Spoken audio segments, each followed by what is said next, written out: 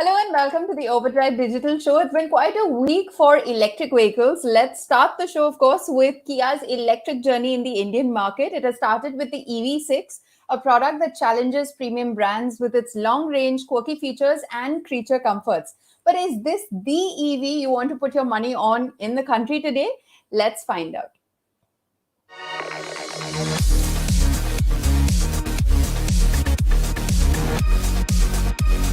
So while the world famous Tesla is still contemplating, still testing the Model 3, the Model Y for the Indian market, their Korean rival is already here. Say hello to the Kia EV6. So the EV6 marks Kia's onslaught of electric vehicles, at least for the Indian market. And the 6 in the name should tell you that this is not going to be just one vehicle. There are going to be other vehicles that will be added to the portfolio. It's not just the name that sounds fit for a concept car, but also the design. It looks like it came straight out of a show floor. It still has the tiger nose, but very subtle. But I love the aggression of the face. Kia's new Opposites United design theme is radical from head to toe. And while it's hard to say which is the prettiest angle for this car, I think I find the rear three-quarter the most appealing, with the seamless lighting signature, the floating panels, and the roof spoiler. In fact, Kia too seems to be obsessed with this angle, so they even put a light in the spoiler that highlights the haunches. They call it the silhouette lighting, and the silhouette of the car will have you debate about the body style. Hatch, SUV, fastback. I think I would just call it crossover, much like the Jaguar I-Pace. Even the design and the layout of the boot reminds me of the I-Pace and is good for a couple of suitcases. Yeah, 520 liters of boot space may not sound like a lot for a car that looks this large, but where they have spent most of that space is right here in the cabin. They've nicely stretched out that wheelbase, and that gives you a lot of legroom. I mean, just look at the kind of legroom that I have. Who needs a luxury crossover? But between those two wheels is this big battery pack, and because batteries usually sit in the floor in EVs, they are quite high. So you sit in a bit of a knees up position, so the under thigh support is a bit compromised. Also, if you are over 6 feet tall, this headroom may not be good enough, especially because of the way the headliner curves in. Otherwise, for an average sized person like me, not a problem at all. On similar lines, you have a completely flat floor because no transmission tunnel. You also have a fairly wide center seat. So seating 3 abreast should be reasonably comfortable. Speaking of charging times, the EV6 supports 400 volt as well as 800 volt charging systems and has a fast charger support for up to 350 kilowatts. Such high-speed chargers aren't available in India as easily just yet, but when they are, the EV6 can go from 0 to 80% in around 18 minutes. Standard 50 kilowatt fast chargers would need about an hour more. Now here's another interesting bit. The EV6, you can treat it like a power generator or a big power bank, call it whatever you want. You see this little adapter here. This is called a vehicle to load adapter. Essentially what that gives you is a 3-pin plug. So this is like a big battery pack, the car, and this is like a 3-pin plug. So you can literally power whatever you want. Everything from a microwave to a mixer, maybe get yourself a drink while you're on your journeys, make yourself a shake if you want to. Or not just that, you can also use this 3-pin plug to charge another electric vehicle using AC charging. How cool is that? So this is not just an EV, but also a power bank on wheels. Think about it.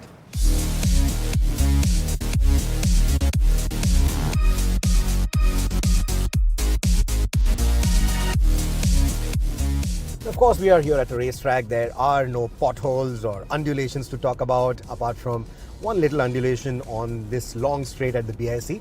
But Kia tells us that they have retuned the suspension for the Indian road conditions. Also, the ground clearance is 178 millimeters.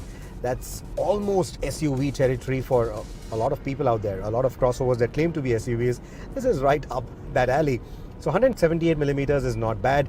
Of course, with those 19-inch wheels, you will have to be aware of the potholes. You'll have to be a little careful of the potholes, of the bad roads. But once you're aware of them, it should be easy to tackle all of them, to negotiate them with this car. As you'd expect, there are paddle shifters, and they of course don't change any gears in an electric vehicle. What they do is give you different levels of regenerative braking, 4 levels of it. And on the highest level, you get what Kia likes to call the I pedal. There's also a plus sign on the accelerator pedal. What it essentially tells you is, with that single pedal, you can do most of your driving. It will also come to a complete halt if required. Let me demonstrate that to you now. I'm going to go to regen level 4. It's gone to max. No vehicles around us. It's a safe environment. We are at 30 and I'm off the accelerator pedal. And there. It comes to a complete halt. 0 kmph. Not even crawling. So you can do a complete single pedal driving if you really want with that I pedal. 4th level of regen. Kia hasn't compromised on the safety. For the kind of money that they are asking you, they are actually brimming this car with features, some of which even the luxury crossovers don't get, like ADAS functionality, for example. There is a fair bit of ADAS kit on this car. That's a very good news.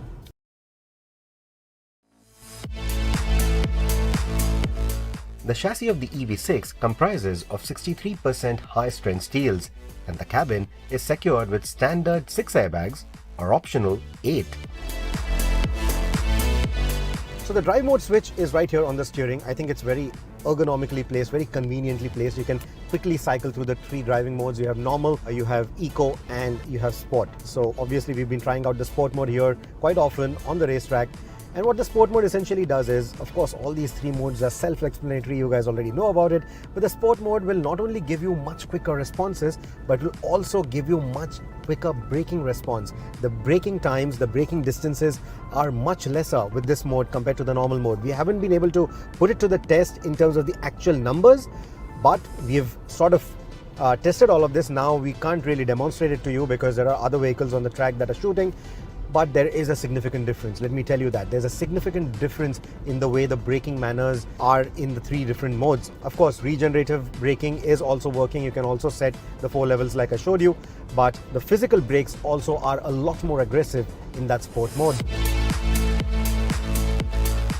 I also like the way the steering has been weighted. It's quite nice, especially in the sport mode. It weighs up really well. And even in the eco, the normal modes, it's not overtly light. It doesn't feel artificial. It still has that sporty edge to it, just the way the suspension has that sporty edge, that little bit of firmness to it, which tells you that this is at the end of the day an enthusiast car despite being a long-range EV. The EV6 features a 77.4 kWh battery pack, which can be had with a 229 PS single motor configuration or a 325 PS dual motor configuration, which makes it an electric all-wheel drive.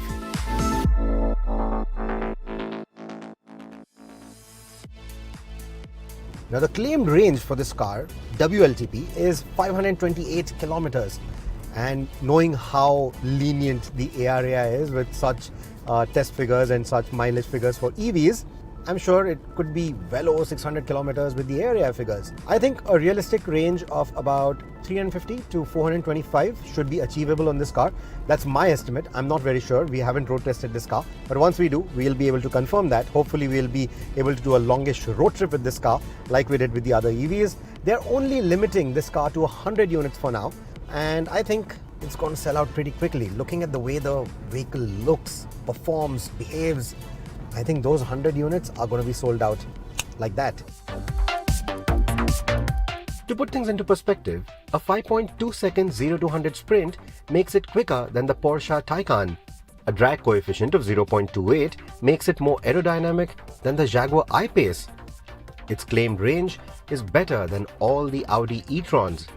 And it comes at a price tag comparable to a Mercedes-Benz C-Class. It's a halo car for Kia in that sense, and a rolling demonstration of what one can expect from Kia's electric vehicles going forward. Well, to sum it up, I think let's put it this way. This is like a Jaguar I-Pace on a budget. Of course, it's not a cheap car at the asking price. It is competing with the luxury crossovers.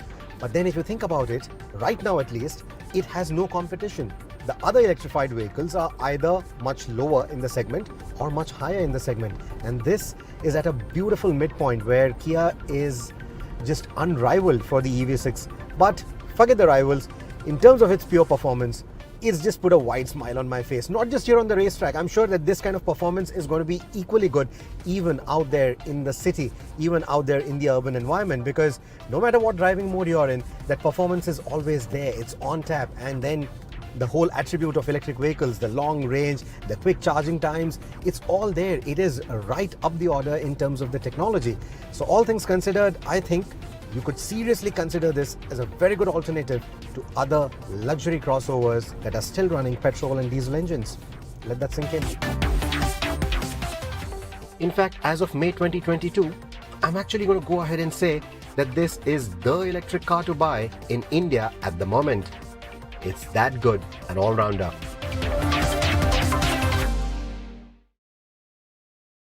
Well, as Rohit mentioned, 100 units are allocated for India and bookings are already open. So if you're in two minds, might be a good idea to book a test drive soon. Let's get Bert on the show and Rohit as well. Hi, Bert. Hi, Sohini. Rohit. Hi, Bert. Hello, everyone. I hope you guys can hear me. Can hear you, but can't hear Bert. Bert, you're on mute. Hi guys, hi. I'm here as well. Sorry, I was on mute. But good evening, everyone out there who's watching. And Rohit, Sohini, well, it's been a couple of weeks since we have come back to this, so it feels good to be back on the live show. And what a week, because people have been waiting for the Kia EV6 review. People have been, there's been a lot of talk about it, and both of you have driven it on the track. So any additional observations? But from my perspective, I think a few of the features that Rohit spoke about, it's a feature-rich car. First of all, let's put it that way. Not only does it have, not only will it have fairly large range, and I'm presuming that this will be upwards of about 320 to 350 kilometers of real-world range that you would get, which will drop if you get out on the highways and you do interstate driving. That will drop considerably. But in urban areas, you will get fairly good range. 77.4 kilowatt hour battery, that's a fairly large battery. Keep in mind, 75 kilowatt hour is where the Mercedes EQC is at. 80 or thereabouts is where the I-Pace is, and 85 is where the e-tron is. We just did that story also with the comparison between those three cars to those winter conditions earlier this year. And in light of those three cars, with the EV6, you've got a fairly large battery pack. In fact, it'll be one of the most, how would I say this, range-efficient cars from a brand that is not considered to be a luxury brand in the country, and more mass market for that matter. Will be very interesting to see how Kia prices this car, because we recently saw the pricing for the BMW i4, and that is at 70 lakhs. And the i4 has got just about an 80 kilowatt hour battery. So very, very closely contested between that car's range and what it does. So if a luxury car can find itself, the equivalent, let's say, of a 3 Series or a C-Class sedan, can find itself at that 70 lakh rupee price bracket, then I'm assuming Kia should be able to price this significantly more competitively than that estimated 60 lakh bracket. I'm hoping they can come below that, but you never know. Let's see what happens. There are a lot of other features also. I mean, this is something that is quite interesting for tech. For people who are interested in tech, for that matter. There is just so much of information and so many things to do inside the EV6 that it completely amazed me. And I posted about it also, but it will take a lot of owners a lot of time to understand how to use this car and what's to be done with it, and the kind of the various menus that you have to go through and kind of set up your car before you actually start driving it. It's a humongous, the volume of data that is there on that is just huge.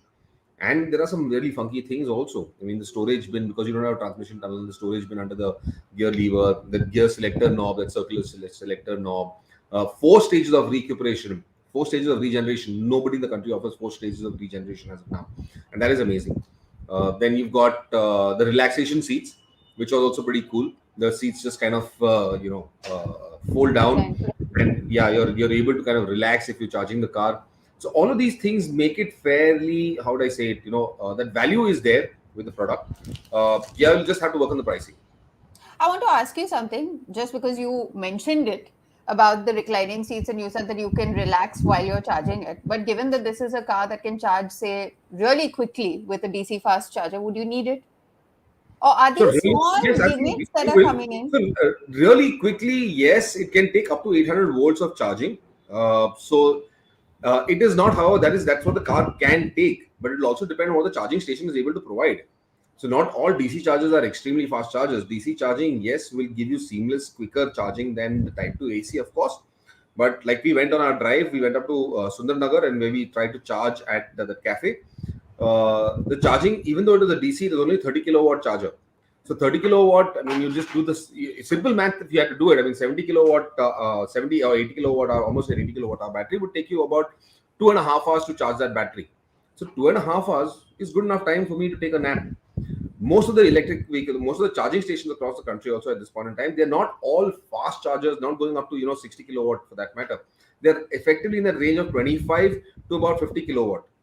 Here's another thing that is going to be very interesting. What Kia is going to be developing is that they are going to be putting 180 kilowatt chargers at a few of their dealerships across the country. It's not going to go everywhere, but a few of them are going to get 180 kilowatt charging stations. This is significantly fast charging. They had installed this charger at the BIC for the media drives, and the cars were charging in about half an hour. They were not even half an hour, in about 15 minutes, they were getting up to about 80% charge. All in all, they're taking about 30 minutes or so to get a full charge, 100% charge if they had to. But I mean, of course, the charge was restricted to 80% for better usage and all that purposes. But they were doing it in absolutely no time. So in those cases, if you got a charging station that will take your charging speeds up to about 150 or 180 kilowatt, then yes, you possibly may not need the reclining seats, those relaxation seats as Kia calls them. But for all other purposes, you will certainly need those relaxation seats. Okay, there's one more question that I have. We saw your Instagram post about the vehicle to load feature. Now, it's very interesting what you've explained, that you can, charge certain appliances and stuff like that. But what is more interesting is the trickle charge that it allows another electric vehicle. But just to, like, for someone like me, I'm just trying to understand this feature. In your normal fuel cell cars, we would put in like an adapter. Not an adapter. What was it called? Sorry, what was the thing called? When we would go out on shoots and we wanted to charge, say, our laptops or our cameras and stuff like that. A converter. A converter. No, so the Kia the EV6 that we're getting in India will be providing full 220 kilowatt facilities. Okay, so your current will be supplied at 220 watts. So that volts. Sorry. So that way you will not have an issue. You can plug in any device into it and it will all work. There will be no requirements. There will be no need of putting in a converter like we do on our shots.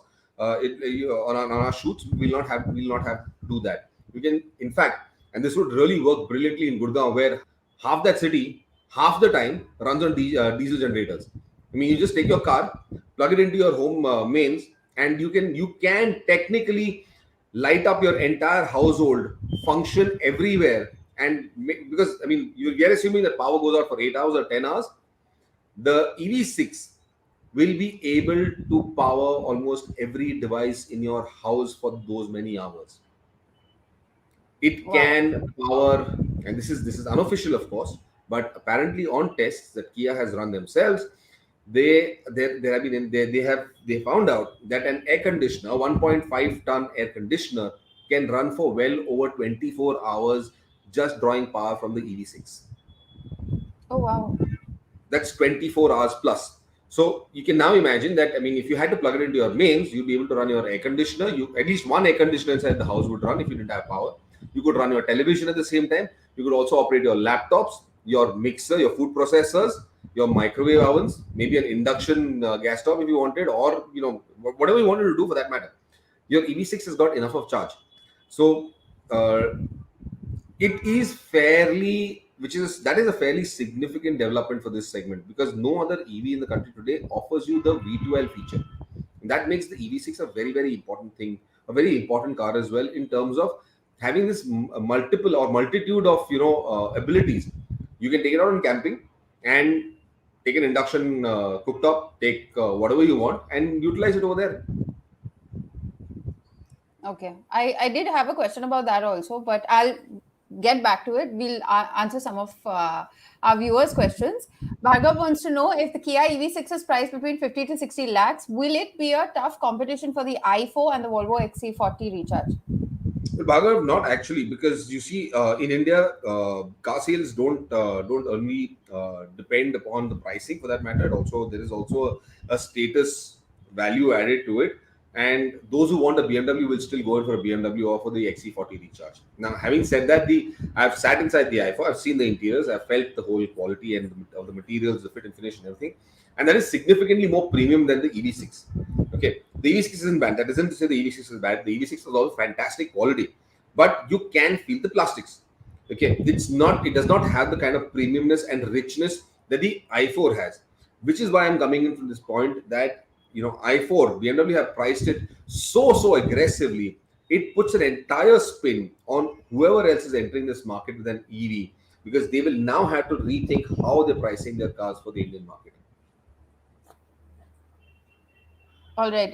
Rohit, Prabhan wants to know, there are many 5-seater EVs in the market, but when are manufacturers going to give us 7-seater EVs? Well, I think it's just a matter of time before it happens, Prabhan. It's not going to be too far, because it's difficult to make a smaller EV vehicle. It is relatively easier to make a larger EV vehicle, a larger wheelbase. The longer the wheelbase, the more number of batteries that can sit in that skateboard arrangement in that floor. So it's actually easier to do that. In fact, we hear right now that the next generation Innova that is likely to come out sometime next year is going to have an all-electric option as well. They're exploring hybrid. They're also exploring an all-electric, is what we hear. It's not confirmed. This is speculation at the moment. But if that happens, well, there you will have it. You will have a mass market 3-row electric vehicle from a trusted brand like Toyota. So it's just an eventuality. It's just about when it will come out, and not if it will come out. It will certainly happen, and it shouldn't be too far. Okay, Rohit, before we correct me if I'm wrong. But isn't the BYD don't they also already have a 7-seater MPV running on the electric platform? I'm not very sure. Unfortunately, I've not driven that car, and I've not tested it, but I'm not very sure. Pardon my ignorance here. But yes, it is a large MPV, and you're essentially looking at that kind of a body style with 3 rows as well. Yeah. It may not be as tall as a typical Innova at the end of the day, but yes, 3-row MPVs with electric powertrains will happen soon. But the BYD E6 isn't for the passenger segment yet, right? It's a commercial. Yeah, it's only for the fleet segment. It's only for the commercial segment. But yeah, the vehicle exists. I mean, it's only a matter of time before they decide to launch it in the passenger space. Yes. Neil Sharma seems to be very disappointed in this discussion. He's saying, what a useless discussion. How many Indians can afford it? Do you think it's a useless discussion right now? No, Neil, I think how you need to look at this, even what I said with my review is, yes, it's an expensive car. I have also gone on record and said that this is the EV to buy right now in the Indian market, and that is this month. In fact, that was last week. Now with BMW bringing in the i4 at that kind of a price tag, like Bert just said, it just completely upsets the market, and it will make other manufacturers think. But how you need to look at the EV6 is this: Kia, Hyundai, this group is looking at bringing in a lot more electric vehicles to the Indian market. EV6 is just one vehicle. The Ioniq 5 that will follow, which is based on the same platform, which will also be on a similar price tag. These are just halo products, and they are essentially going to show you what kind of features you can expect in the smaller Kia and Hyundai electric vehicles. Remember, like we showed you in the review as well, a lot of the features, a lot of the infotainment, a lot of the connected tech that you see inside the EV6 is already available in the Sonet and the Seltos. It's not that it's exclusive to this 70 lakh rupee car. It's already available in the sub 20 lakh rupee cars as well. So it's a no-brainer that this would also come to their low-cost electric vehicles going forward. They are trying to essentially show you what they can achieve with electrification, what Kia and Hyundai together can achieve in terms of electrification technology, what are the kind of performance figures that they can achieve, what are the kind of range that they can achieve, what is the kind of packaging they can achieve with their vehicles. And most of it will filter down to the more mass market vehicles that will come from the brand starting next year. So essentially, this is a halo product. Yes, that is why it's restricted to only 100 units. It's not a mass market. Even Kia knows that not a lot of Indians are going to buy it. That is why they've restricted it to only 100 units. But it's a good direction that they're showing us on what to expect from the brand, from both the Korean brands by 2023. Rohit, since you mentioned the Neil, Ionic, Neil, Dilip actually Neil, asked I have this as another well. answer for you also. If you think there is, I mean, if you think this is a user's discussion, I'll give you 5 minutes. Come back to us with the discussion that we can, we can engage in. Okay, the floor is yours. Come back to us. We'll get into a discussion with whatever points, with whatever subject you want to get onto. Yeah, Just keep it why not? automotive. Yes. So anyway, since you were talking about the Ionic as well, Dilip also wanted to know whether the Ionic is coming down to India, and I believe that car too has the vehicle to load function, right? But It's exactly the same car. It's just there's It's one the same that's car. Hyundai and one that's Kia, and they're absolutely the same platform. They're absolutely the same car. Different body styles, or rather, different styling for that matter. But everything else is the same, and it'll have all the same similar features. And the Ionic will be launched in India by the end of the year. okay, and Dilip has one more question. Any thoughts on Mahindra joining hands with Volkswagen for battery tech affecting Tata Motors, because Tata EVs are kind of ruling the market? Will Mahindra make a dent in their share percentage? Well, for Mahindra to make a dent in anything that Tata Motors is doing at that point in time, they have to start doing it. I mean, you can only win the race if you finish the race, kind of a situation. But Mahindra needs to start racing first of all before they can actually create any impact, for that matter. They don't have any EVs in the country as of now, worth talking about also, for that matter. Anything that Tata Motors has to get disturbed about, I don't see. They're just still so behind the curve at this point in time. I mean, they really need to do something to catch up to the market and where it's going, especially in this space, because I mean, both Tata, not just Mahindra, even Maruti for that matter. And I do believe that if they aren't able to do this within the next year, probably at two at the most, and not repurposed, electric vehicles, but pure EVs for that matter, they're going to have a tough time going ahead as well. Tata Motors is already there. They've already announced plans. They've already showcased what they're going to be doing in the pure EV space also, for that matter. Then when I say pure EV, these are entirely new platforms for the electric vehicle space alone. That makes it, that definitely puts Tata Motors on a completely different level. And will Mahindra can certainly catch up to them, but it's going to take Mahindra a lot longer for that matter. The other thing is Mahindra's associations, and this is my other large worry, is that Mahindra's associations haven't really lasted very long. If you look at the history behind these, and whatever tie-ups they've had in the country, they've really not worked out for very long. They've all come burnt out and gone away. And I'm not entirely sure what kind of what kind of an advantage will this association Volkswagen for battery tech hold for Mahindra in the long run. I think it's Mahindra should certainly be investing in their own. Of course, they're doing that themselves. They are working. There is a fair amount of R&D that is happening, that's taking place at Mahindra's R&D centers on building their own, developing their own batteries and their own technology for electrification. But the deal with Volkswagen will of course give them that boost that they require, which is great. But I do hope this association carries on for very long. Not too recent, of course. One of the more recent associations didn't turn out too well.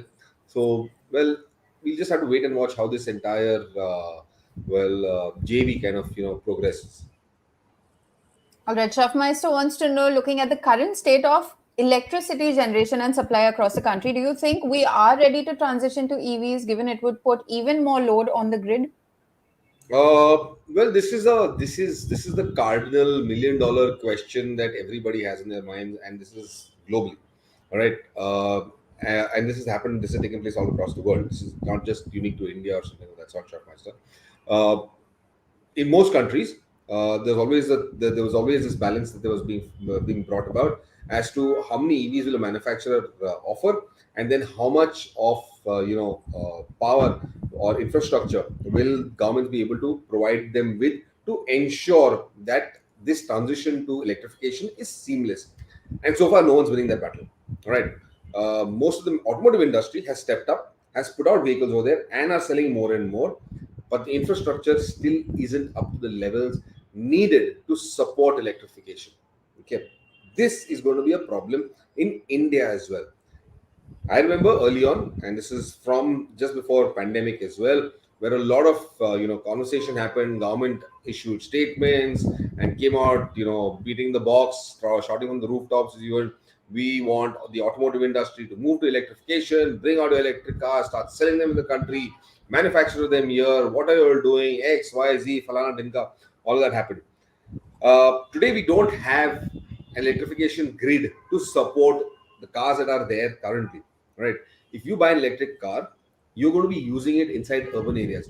It is not feasible, at least comfortably right now, to drive it, let's say, from Bombay to Pune and back again. You are going to have to look for charging stations where you can charge your car and then come back to Pune. Perhaps along the way, you will still want to charge somewhere along the expressway and then come back, reach Bombay. Similarly, between Delhi and Chandigarh. Now, between Delhi and Chandigarh, for instance, people make it a point of stopping at Karnal. They've got Karnal as a facility. But these are just a few examples. We need a lot more. This, let me take again Delhi and Chandigarh as an example. Karnal effectively works for one car, at the most two, if you're running on two different systems. Karnal does not have two CCS2 guns. It's got one CCS2 and one CHAdeMO. So your car has to be running on two different systems for that matter, or has to be able to accept two different systems. That's one challenge. If not, only one car can charge at a time, and depending on the state of your or other the facility that your car provides, you can charge it fast or not. All that will again account for the amount of time you spend over there, and subsequently, if more people come up, you'll have a lot more issues. Let's put intercity travel aside, and let's keep within the city itself. We already face problems, and I've said this often enough. We face problems where we've reached charging stations and there are other cars charging, and we've just been waiting in queue for charge. And this has delayed our shoots, this has delayed our tests, this has delayed everything. And we are just one example. There are so many of these around. So while the cars are out in the market, and there are more coming, significantly more, several more, the grid is not there to support electrification at this moment. We need, and global studies have told us and shown us that what we need is a massive array of fast charging systems spread perhaps every 50 kilometers in any direction. So you can imagine the number of chargers that are required in this country, and we are still nowhere close to that. Then there is a question of power being supplied to those grids. If Gurgaon runs today on diesel generators, where is the power going to come from? So all of these are challenges. Now I think it's up to the government to step up, provide that infrastructure, make sure there is enough of power and adequate power distributed across the country.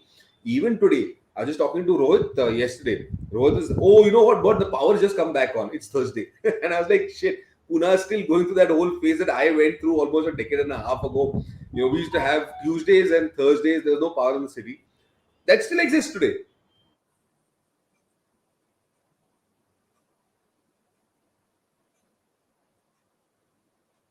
Is Bert frozen? Yeah, I'm back again. 25 years later, we are still having the same problems. I mean, what has been sorted out? What has been done? Governments can blame each other, pass the buck from here to there. You didn't do this, you didn't do this. At this point in time, when it is your time, what are you doing? And I don't see anything happening. I don't see at least adequate happening for the electrification transition to happen seamlessly, for more and more people to start adopting EVs. EVs are not just about urban usage at this point in time. For a lot of people, it's also commuting is also about commuting between cities, between states. How many thousands of people do this every single day? So this is something that needs to be addressed significantly and on a war footing if we want to make this transition to EVs faster. Okay. Let's take a couple of other questions as well. Rohit, Vishnu Desai wants to know, are there any new hot hatches coming in the near future with Polo's farewell? What car can an enthusiast buy in the budget of 15 lakh rupees? Well, 15 lakh rupees doesn't really get you a hot hatch anymore. I mean, it's still warm hatches out there. The i20 N line is around that price right now. So if you consider that to be a warm enough or a hot enough hatch, I think that's the only thing that you can look at the moment. I don't see anything else really on the horizon. Maybe if Honda brings the Jazz hybrid with the kind of performance that we've seen with the City hybrid, I have some hopes from the Jazz hybrid, especially to go up against the i20 N line. There have been some reports of the Swift Sport coming to India. I don't completely agree with those reports because looking at the test plates that the test mules that were spotted are running, I'm guessing it's not something that Maruti or Toyota are testing here. It is something that some ancillary manufacturer is testing, and that's why the Swift Sport is here. So I'm not very sure if Maruti is really looking at the Swift Sport at the moment, but given the success of the Hyundai i20 N line, let's hope Maruti also is considering that car. But yeah, like I said, at the moment it's only the N line, and honestly, I've been living with that car for some time, and I'm increasingly liking it over the outgoing Polo. The Polo is still the slightly stiffer, the slightly firmer car, the slightly sportier car in terms of its driving dynamics. But as an overall package, I think the N line is more current, it's more relevant. It has all the creature comforts that you need. And comparing to what we have seen from Hyundai's in the past, I think the N line is a terrific package. It's a lovely, lovely little, warm hatch, as I like to call it. And I just feel like, one of those college boy racers again, driving that car in the crowded environment of Pune. I completely love it. And if you haven't driven it already, definitely do take a test drive and see if it fits your definition of a warm or a hot hatch under 15 lakh rupees. Let us know what you think. One more question, Rohit. Nipun Sharma wants to know, is Toyota never bringing the Corolla back, and also the Honda Civic new generation? Well, you have sort of put the question and answered it yourself. SUVs are all the rage right now. They have completely taken over the sedan segments. We have seen some bit of sedan action in the last few weeks. The C class coming in, and of course the Slavia, the Virtus, etc. But yeah, higher up in that order, nothing's really selling. I'm sure the Octavia also isn't enjoying the kind of numbers that the brand did at one point of time. Of course, it is one of the highest selling cars in that segment, but that segment itself is sort of dead. And looking at how conservative Honda or Toyota are, or how conservative the Japs are in regard to the market, I don't think they will want to bring those vehicles here, considering the kind of meager numbers that they're going to achieve. The Civic was a lovely car, but we all saw what happened with it. No, I did not have many takers, despite the way it looked, despite the kind of features it had. Even the Yaris that you saw, a lot of market research showed Toyota that there is a lot of scope for the Yaris in the Indian market, but that product just turned out to be a big failure for the brand. Same with the Etios as well. It took off very well in the fleet segment, but in the passenger segment, it's not really done well. So sedans are slowly dying out. In the luxury space, the sedans still command a bit of market. That is why you'll see that Mercedes, BMW, Audi is still doing quite well with the sedans, even with the kind of capable SUVs or crossovers that they have in the portfolio. But low down the order, I think sedans are completely losing it. No one wants a sedan anymore. People want the practicality that a crossover or an SUV offers, especially on our kind of road conditions. So sedans, I don't think the Corolla or the Civic is going to come back. All right. Bert Yoboxy says, even though all cars are sold are BS6, he cannot see BS6 fuel pumps in his city in Hyderabad. He's worried about BS4 fuel in a new BS6 car. What are the long-term effects of this on the engine as well as the exhaust? Yeah, Boxy, I think you need to just go and check once again. Of course, yes, this whole shift towards BS6 fuels and fuel stations, of course, stocking BS6 fuel was supposed to have happened a long time ago. I'm a little surprised that it is not available because Hyderabad is a fairly large city, so there should be BS6 fuel available in that city, not BS4 fuel. That shouldn't be allowed to be honest, simply because your cars will not run optimally. They will still emit a lot more pollution. That's one. Second, long-term effects of this, there aren't too many long-term effects, to be honest. I mean, it is a really, really long-term effect that we're looking at on the engine and the exhaust system. Hundreds of thousands of kilometers later, you may see some effects and some problems with using the older type fuel on the newer type engines and systems. But yeah, what I'm quite surprised that at this point in time, I mean, it's been almost over a year and a half that this transition has been, being put into place. So I'm surprised that you're saying there's still, BS4 fuel being offered in your city. Rohit, Anjuraj says that Skoda and Volkswagen's their sudden plan to change infotainment system from for all the latest models to small system and price hike, is that a good move by them? He says people feel cheated after booking. Chip shortage, after all, is not a new issue.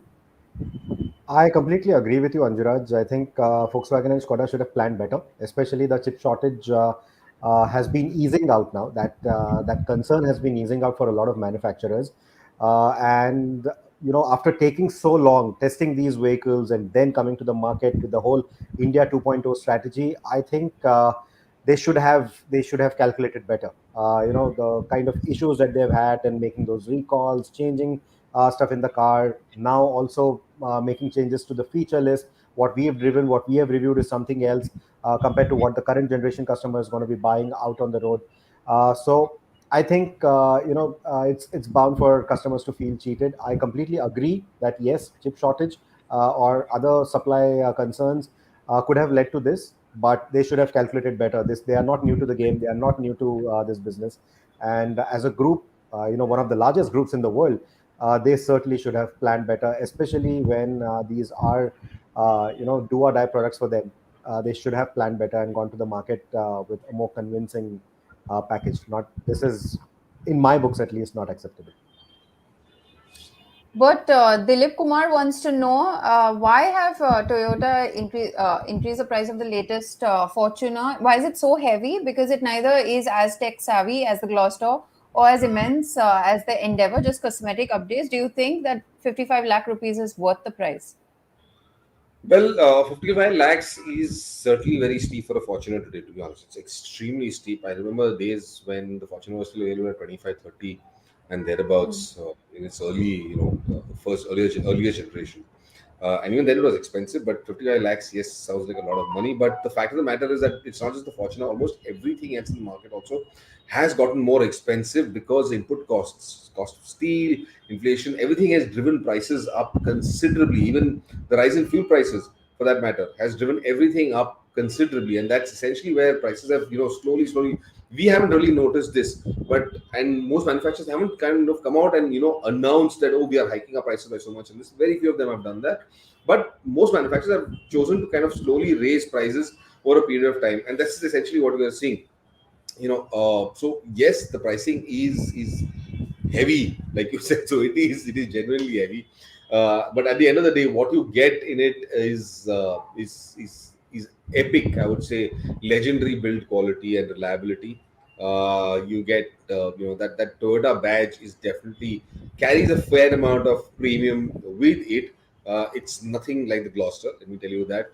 It's certainly a lot more reliable, a lot better than the Gloster. Is it as good as the Endeavour? Well, not really. I'm more inclined to say that I enjoyed driving the Endeavour around a lot more, simply because of the Endeavour's on-road dynamics and the way it behaved. But keep in mind that the Fortuner is one of the last of the body-on-frame platforms. These platforms don't exist, and these are expensive platforms to engineer. These are costly, and they're complicated as well, for that matter. There's a little few complications for them to be, to give that kind of stiffness, rigidity, and strength, because they're serving in off-road conditions, is expensive work. So is it worth 55 lakhs? I don't think so, but I don't think we have a choice around that also, simply because there are so many factors that are affecting the price at this point in time. Okay, we'll come back to the questions in just a bit, but we'll run through the news first. There's still a story that we want to play for you. The biggest news this week, of course, is the BMW i4, which has launched. It's BMW's first EV for India. It has surprised us with a price tag of 69.90 lakh rupees. That's way more affordable than the other premium badged EV sold in the country today, even though it does not directly compare with any of them. But what's significant is it claims 590 kilometers of the WLTP driving range, more than any car sold in the country today. Tuhin attended the launch, and he's got more details.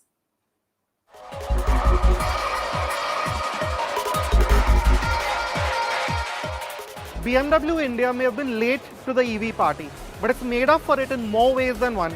And in the last 6 months, it's launched the iX, the Mini Electric, and now this, the BMW i4. Now, everything else aside, the i4 is the longest range EV you can buy in the country, with 590 kilometers as per the WLTP. Now, the BMW i4 is based on the 4 Series Grand Coupe, which in itself is the coupe version of the 3 Series that you already have in India. So it looks largely similar to its combustion engine cousin. Of course, you have the front with a largely blanked out fascia, and of course you can't forget this massive grille which has generated a lot of controversy, so you can pick what you want to say about it right in the comments. Now, in the way the i4 looks is of course largely similar to the 4 Series Grand Coupe. So you have this more, stretched out headlamp. You notice that the bodywork is a bit more shapely than say the 3 Series, and you have this M badging here with these inlets which again are there to increase aero efficiency. And the wheels especially, they're still aero efficient wheels. They're a good 18-inch size, but you notice how cleanly they're done. You almost don't realize that they are those aero efficient wheels. Now, another change in the interest of aerodynamic efficiency are these door handles, which if anything look quite old fashioned in their pull type operation. Of course, this being the Grand Coupe derived from it, you have these frameless doors. Moving on, you have this coupe-ish roofline as you would expect, and the lighting again is a bit more flashed out. It's a bit more sort of flowing than in the 3 Series with these L-shaped highlights. Now coming to the boot, it's a hatch really, and as you can see there's quite a bit of space. Of course, you have your subwoofer here. Here and again at the back you don't have any exhaust. In place of this you have these quite sporty looking diffusers with this greyish kind of finish to it, which looks quite premium and sporty. Now again, being based on the 4 Series Grand Coupe, it's quite normal, nothing out of the ordinary here in terms of the way it looks. Of course, there are still quite some significant changes. The most apparent of which is this huge new curved display, which is part of the iDrive 8 infotainment system that BMW has been rolling out across its cars. You have this massive 14.9-inch, central screen with a completely different layout, which is quite similar to a smartphone, as is the case with most of these new infotainments. As a result of which, you've lost, those very useful panel of buttons that used to be here. Still have a manual knob for the volume and some buttons, but it's a much more simplified look to the dashboard. But of course, the general layout, with these layers here is quite reminiscent of the current generation of BMWs. And like all of them, fit and finish is top notch, is of the pretty much the highest quality you can expect in this segment. Now, another significant change is these blue highlights, a blue start-stop button to signify it's an EV, as is the gear lever.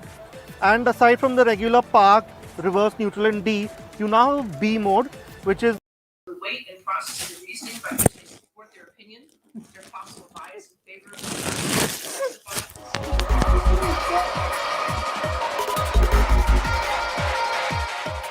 BMW India may have been late to the EV party, but it's made up for it in more ways than one. And in the last 6 months, it's launched the iX, the Mini Electric, and now this, the BMW i4. Now, everything else aside, the i4 is the longest range EV you can buy in the country with 590 kilometers as per the WLTP. Now, the BMW i4 is based on the 4 Series Grand Coupe, which in itself is the coupe version of the 3 Series that you already have in India. So it looks largely similar to its combustion engine cousin. Of course, you have the front with a largely blanked out fascia, and of course you can't forget this massive grille which has generated a lot of controversy, so you can pick what you want to say about it right in the comments. Now, in the way the i4 looks is of course largely similar to the 4 Series Grand Coupe. So you have this more, stretched out headlamp. You notice that the bodywork is a bit more shapely than say the 3 Series, and you have this M badging here with these inlets which again are there to increase aero efficiency. And the wheels especially, they're still aero efficient wheels. They're a good 18-inch size, but you notice how cleanly they're done. You almost don't realize that they are those aero efficient wheels. Now, another change in the interest of aerodynamic efficiency are these door handles, which if anything look quite old fashioned in their pull type operation. Of course, this being the Grand Coupe derived from it, you have these frameless doors. Moving on, you have this coupe-ish roofline as you would expect, and the lighting again is a bit more flashed out. It's a bit more sort of flowing than in the 3 Series with these L-shaped highlights. Now coming to the boot, it's a hatch really, and as you can see there's quite a bit of space. Of course, you have your subwoofer here. Here and again at the back you don't have any exhaust. In place of this you have these quite sporty looking diffusers with this greyish kind of finish to it, which looks quite premium and sporty.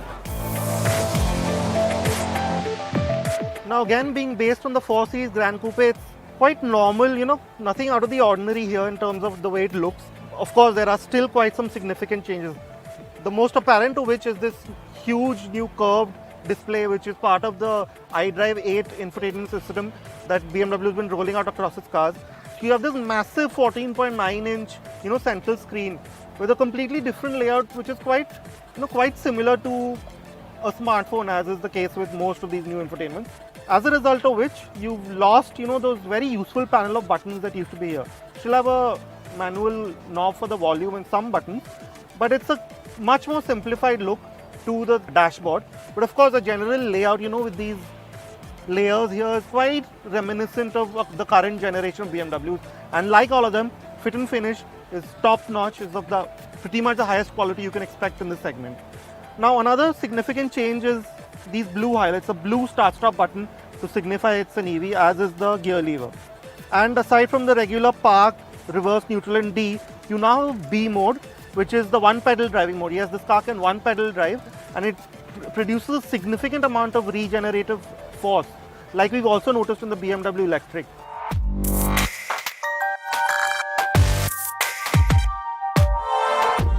Now from behind the wheel it feels much the same, aside from this blue bordering to the BMW propeller badge and a different sort of graphics for the driver's display. Now we can't start it, so we can't exactly show you how it's different. And of course you have these physical controls too for the iDrive. You have a decent amount of storage, say in the middle and here, but you will notice that unlike a born electric car, it's still very much like an IC engine car in which there's this wide central tunnel, and we'll show you that at the back also. The car you see here is fitted with the optional M styling pack, which adds the smart wheels and the sharper bumpers. Standard features are quite compelling and include wireless Android Auto, Apple CarPlay, a 17-speaker Harman Kardon sound system, 3-zone climate control, ambient lighting, a power tailgate and a large sunroof. Now you will notice that despite the shape, there's a reasonable amount of space here, which is pretty much similar to what you get in the 3 Series. But of course, there is some changes considering that this is an EV. First up, you sit in a slightly more knees-up position because the battery is placed underneath. And although the battery pack itself is a very slim 110 millimeters, it has sort of eaten into cabin space in this sense. Now again, you realize that the 4 Series isn't based on a ground-up EV architecture in terms of this central tunnel. It doesn't really need one, but it still has it. So it's not the most spacious for the third passenger, but even if you like sitting in the back seat, it seems like there's a decent amount of space here. And of course, you have a panoramic sunroof which opens sort of partially. So it's a decent car to be driven around in as well, at least in this very early impression. Like a regular BMW, the i4 still retains a perfect 50-50 weight distribution, despite the large 80.7 kWh battery. A single rear-driven motor puts out 340 PS and 430 Nm, which means the i4 can do 0 to 100 in 5.7 seconds. BMW says high-speed performance has been a focus. Now, as with most EVs you buy in India, you get this 11 kilowatt AC wallbox charger with the BMW i4, which is also the maximum speed the i4 can charge at in AC current. Aside from this, BMW is also setting up DC fast chargers at 34 locations across India at mostly its dealerships, which will let you charge the BMW as well as any other car over there. Now the BMW i4 in this eDrive 40 variant is priced at Rs 69.90 lakh, which makes it not that more expensive than its IC engine rivals. So would you pick this over, say, a traditional sedan in the same segment? Let us know in the comments.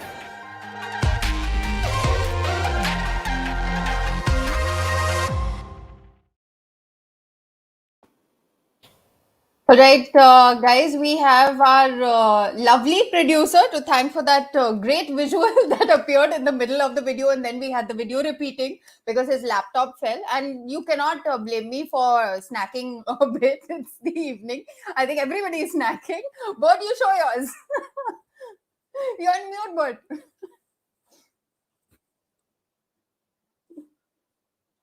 But anyway, Sorry, we didn't hear you, Bert. You're on mute. I'm not on mute any longer. Unmute now. Am I? Yeah. Still?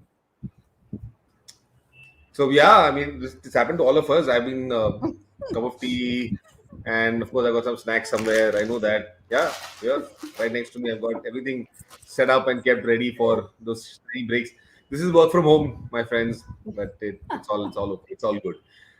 But the i4, let's come back to that. Very, very impressive car. And more than the car itself is the pricing, which I really don't know how BMW has cracked it. But for a car that's got that 80 kilowatt hour battery, that is just absolutely brilliant pricing.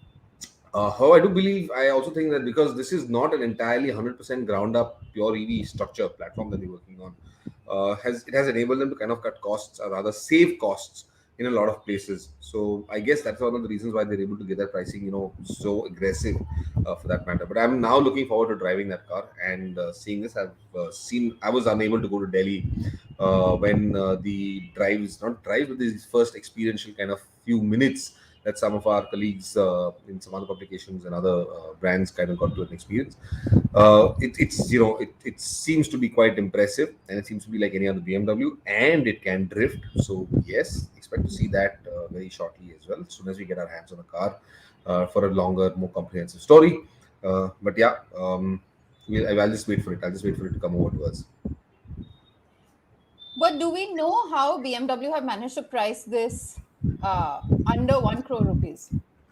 No, your guess is as good as mine. Okay. We'll still run through the other bits of news and we'll come back to some of the questions. The best news that we've heard in a while is the slight relief in fuel prices, given the government has reduced the excise duty on gasoline by 8 rupees per litre and on diesel by 6 rupees per litre, thereby slashing petrol price by 9.5 rupees and diesel by 7 rupees. That means you're now paying 111 rupees per litre for petrol and 97.28 per litre for diesel if you're in Mumbai. Still pretty high, I would say. But while in the capital, petrol will cost you 95.91 lakh rupees per litre and diesel is 89.67 per litre.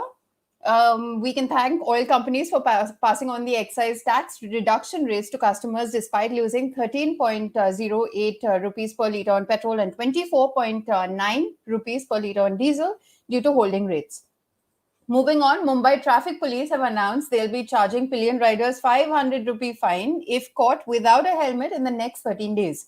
You shouldn't have to be penalized to realize your safety is of utmost importance, but it is the case in our country. So do follow the rules, wear a helmet. Now, Sun Fuel Electric, a Delhi-based EV charging manufacturer, has announced a new Express Miles electric vehicle highway charging service in India. The first of these chargers, which will allow charging speeds of up to 120 kilowatt, will be put on the Kalka-Shimla route next month. It will be capable of charging a wide range of electric models. For starters, the high-end electric vehicles like the Mercedes EQC, BMW i4, e-tron, I-Pace, and now even the Kia EV6 at the fastest feasible charging rate specified by the manufacturer, it will be possible. The 120 kilowatt supercharger also works flawlessly with non-luxury EVs whose batteries have a lower charging rate. Now, Mercedes-Benz has teased an all-electric AMG concept car that gives us a peek into AMG driving performance's all-electric future. The planned electric sports vehicle is built on a completely specialized electric architecture that was created from ground up for a four-door coupe body style. In 2025, the vehicle is planned to go into production, and according to Mercedes-AMG, the AMG EA platform has a high-performance, high-voltage battery and breakthrough powertrain technology. And moving over to you, Rohit, for the two-wheeler news. Sure. So on that AMG note, I think I also like what Mercedes-Benz showed with the EQG, but more on that later. Let's talk about the motorcycle news. The KTM RC390 has been launched in the country. In fact, we are going to be riding that motorcycle very soon. We've already seen this design with the RC200 is the updated design. The vehicle was launched internationally a little while back, and now it finally comes to India. It's priced at 3.14 lakh rupees. The biggest change, of course, is that design that you see on the screen. It's got that single piece headlamp with the DRLs on the side, and it's the whole idea of this design is to basically give it better aerodynamics and give it a better design overall compared to the outgoing RC. Now, whether that design is better or not, you guys decide. Let us know what you think about this particular design. It also has a bolt-on subframe, and they have also made changes to the visor, changes to the overall ergonomics to make it a little bit more easy when you're out on the road, and yet not lose that sharp character when you're riding on the track. How all of that comes together, how does the updates to the engine affect the performance is something that we are going to test very soon. So stay tuned to Overdrive for that review. It should be out in the second week of June. The second news is the Hero Splendor Plus X Tech, which has been launched at the price of rupees 72,900 ex showroom. It essentially gets a new LED DRL signature. It has new graphics, the black alloys, and more importantly, it gets Bluetooth connectivity, which Hero touts is the segment first. It will essentially give you call and message alerts on the instrumentation directly. The instrumentation will also give you readouts for the real-time fuel efficiency, 2 trip readings, low fuel indicator, etc. In terms of the safety kit, it has a side stand alert, and it also has a side stand engine cutoff. Mechanically, the X-Tech variant remains similar to the standard variant, and like I said, the pricing is going to be 72,900 ex showroom. And the third bit of news, which I'm excited about and not so excited about, is the Triumph Tiger 1200, because unfortunately I missed the ride, and my colleague Chris had gone for it. Anis also went for it. Both of them had a gala of a time, riding that motorcycle up in the mountains. And Triumph is going to town, not hiding the fact that they are stabbing BMW in the heart with this new Tiger 1200. So one look will essentially tell you two things. It looks like the Tiger 900 in a lot of ways, and it looks much, much, much lighter than the outgoing Tiger 1200. So essentially, there are two lines to this motorcycle now. One is the slightly lighter, the slightly more road-focused or off-road focused variant, but a slightly lighter variant that will take on the BMW GS. And then there is the Explorer line, which will essentially take on the BMW GSA. They essentially have this model line from BMW in its crosshair. It's got the shaft drive, it's got a much lighter frame, it's got a torquier engine, it's got a much better power delivery as well, is what Chris tells me. And the most important bit, the pricing. It manages to undercut both the BMW GS variants by a significant margin. Now, how does all of this come together? How does the market react to all of this is something that I'm eager to find out. But I'm more eager to find out, does it really behave better than the BMW GS? So that's something that we will hopefully answer soon. We are waiting for the media bikes to arrive to Overdrive. Once they are available to us, we will obviously put it through a much longer test than what Chris managed. It was just a day of riding that he had to do with all the variants. And I think he's still done a phenomenal job bringing to you the story. So if you haven't checked it out already, head over to youtube.com/odmag after this live session is over and take a look at everything he has to say about the new Tiger 1200. That's all that we have from the motorcycle news for this week. Back to you, Sohini. You were talking about the EQG. You wanted to say something about the EQG? Yes, I saw. I think Bert wants to say something. Yeah, sorry, I have a right question up for you his alley. guys. Rohit. Yeah, I was on mute. Okay, now, great that Tiger, the 1200 Explorer is going after the GS. But shouldn't we forget, should we kind of, keep in the back of the mind that Harley Davidson is the one that is kind of just shot up to the head of this whole pack. They've come out of nowhere with the Pan America and they've just blown everybody else into their dust. And that's just based on the Pan America numbers for that matter. They've kind of gone ahead and now the number one premium motorcycle maker in the country, ahead of Triumph, ahead of BMW. So all of this is now a moot point. So all of the noise and the attention that BMW used to enjoy, I'm actually questioning as to what has happened. Where is this whole transition? Where is this whole shift coming from suddenly in this whole power structure between these 3 or 4 manufacturers? Right. Unfortunately, I have not ridden that motorcycle yet. Again, it was Chris who enjoyed that motorcycle. So, but yes, I mean, the way that Harley Davidson has managed to price that motorcycle and the kind of, how do I put it, the fan base that Harley Davidson has in the country at the moment. At one point we have been saying that the cruiser market has been dying. and even the customers The who are Sportsters came back loyal as to well. the brand, they also somewhere know that they can't ignore the convenience or the practicality that an ADV offers. But at the same time, probably they never wanted to shift to any other brand, being so loyal to Harley Davidson. And now Harley Davidson has sort of capitalized on that critical mass, and they have launched the product which will make sense to its legacy customers. And now they have that model to look forward to. And I think a lot of people are adopting that model. A lot of people have accepted that model. And I remember, in fact, when Harley Davidson sent us the Sportster 1200, if I'm not wrong, and the 1250, the Sportster 1250 and the Pan America 1250. Both bikes were built to the same customer. So, you have those kind of legal fans of the brand still. And I think that has sort of catapulted them right to the number one position again, despite all the challenges that they faced for the last 2-3 years. And having Yeah, hero support also helps, is I what think, I think. for that matter, I mean, today Harley Davidson is literally a one motorcycle brand, which is the Pan America. And True, while it does have true. an entire range of cruisers, they're not doing the kind of numbers that one would expect of them in this country at this point in time. So from whatever I saw in the press release, also it was just the Sportster S and of course the Pan America that was kind of carrying this brand forward. And to counter that, you look at BMW and you look at Triumph, and they are nowhere in the picture. And this includes BMW having a 310. A more Yeah, volume that's right. motorcycle as well, which they're just not able to push through. So I'm asking the question: did you buy the right motorcycle or not? Well, of course I did. Of course I did. If sales figures would define the capability of a vehicle, well, I Well, no, think it doesn't. It definitely does not define the capability of a vehicle, but there is certainly something to be said about why and how people are effectively, find a motorcycle of that sort appealing.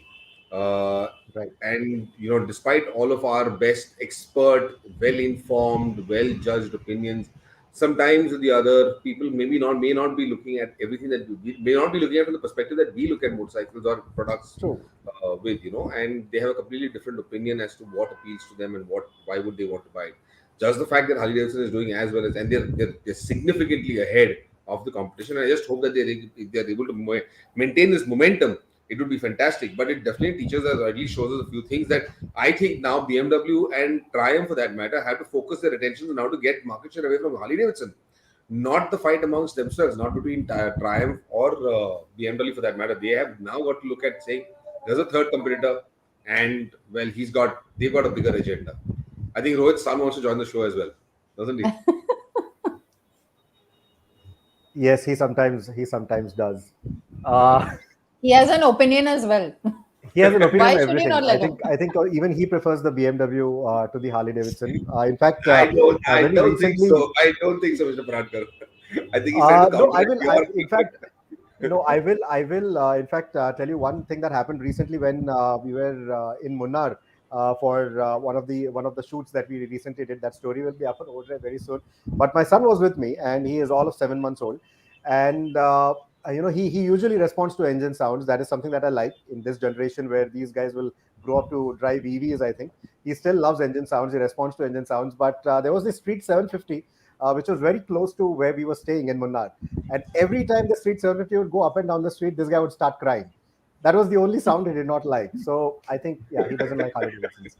So it's safe to say that I think he'll like my BMW more when he grows I up. don't think anyone likes the Street 750, but that's a different story. I think that's a motorcycle that even Harley Davidson would want to forget Does about. not like.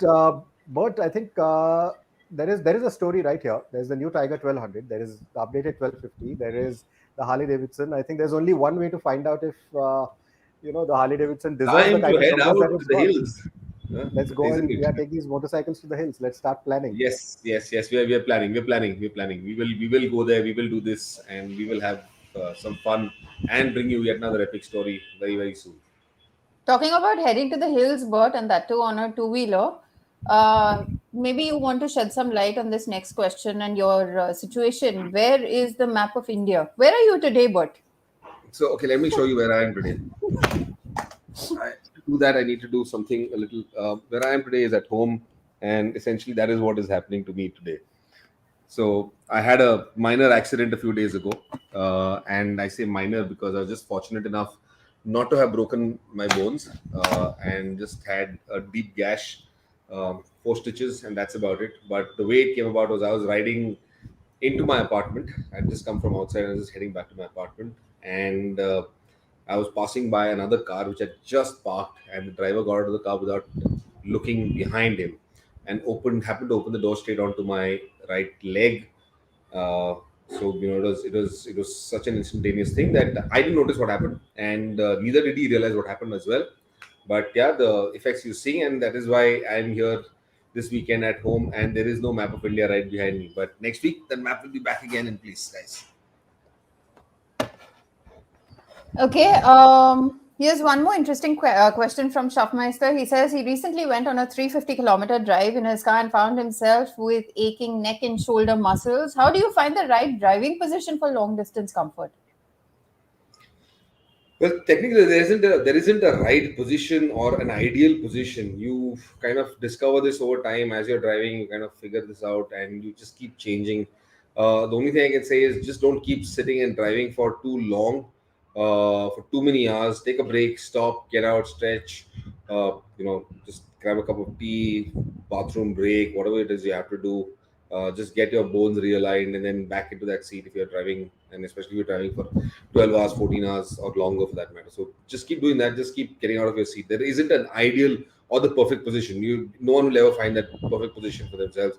It's a matter of trial and error. You will be close to where you are, where you want to be.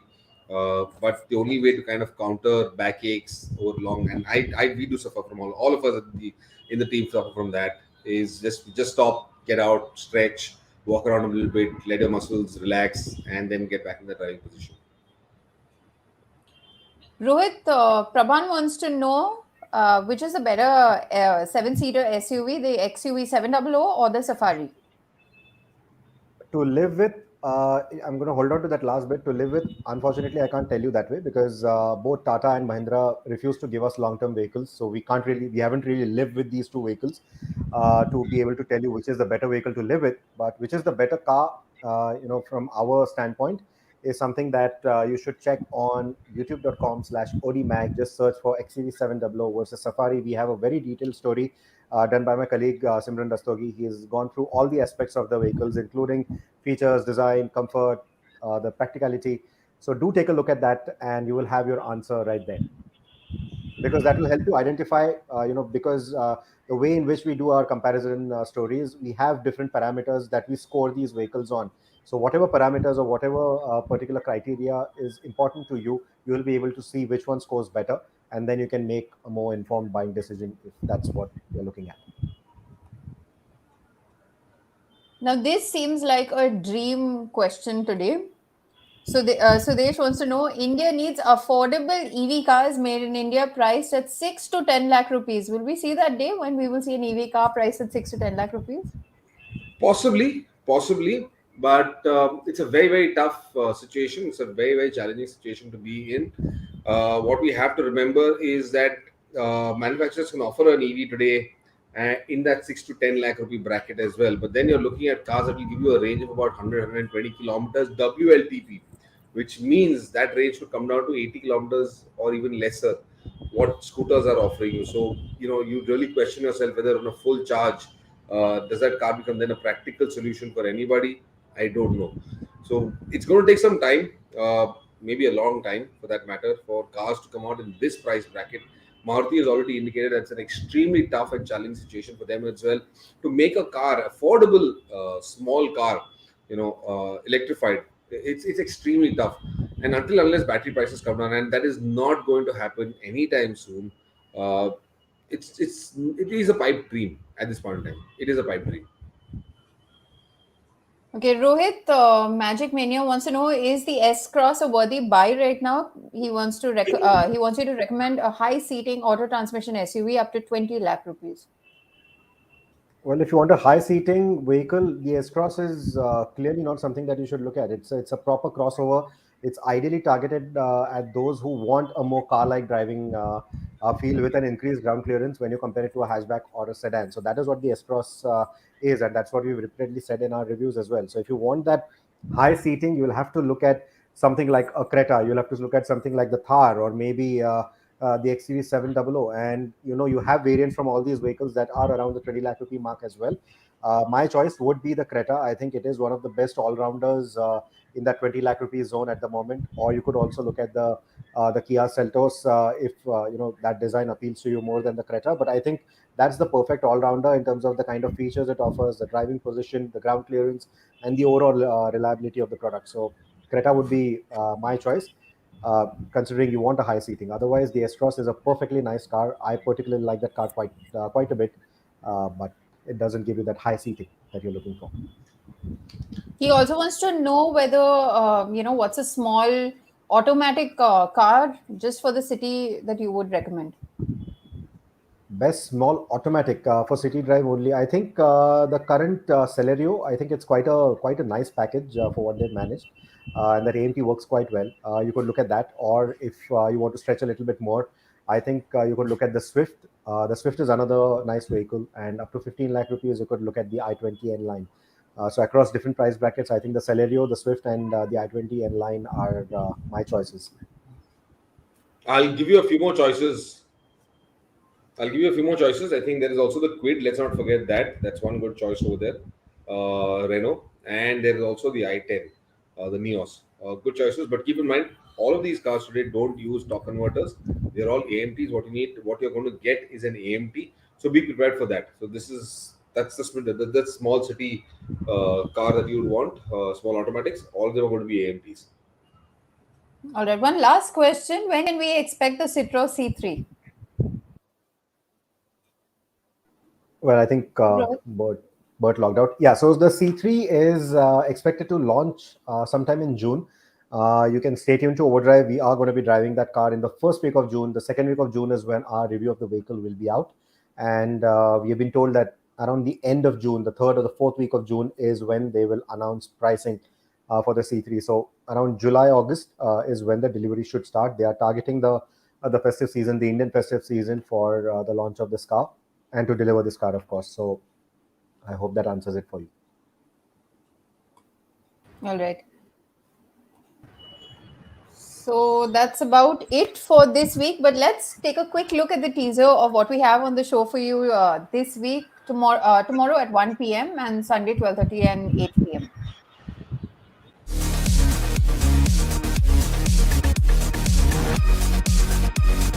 So while the world-famous Tesla is still testing the Model 3, the Model Y for the Indian market, their Korean rival is already here. Say hello to the Kia EV6.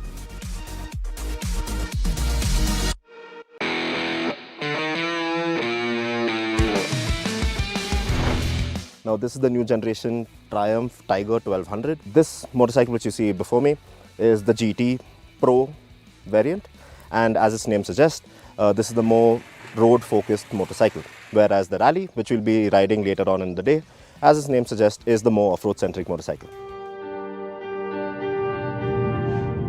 Do you hear that? That's the sound that the quietest Lexus currently available makes. This is the Lexus UX300E. It's Lexus's first all-electric car, and it's also its most exclusive right now in India because it's not yet on sale.